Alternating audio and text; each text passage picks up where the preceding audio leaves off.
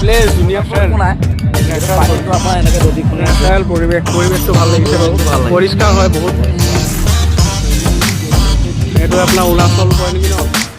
নতুন বছৰ বুলি পিকনিক চবেতো যায় আমি কি নোযোৱাকৈ থাকিম বুলি ভাবিছে নেকি আপোনালোকে আমিও ওলালোঁ ভালুকপুঙলৈ আহকচোন ভালুকপুঙত আমি কি এনজয় কৰিলোঁ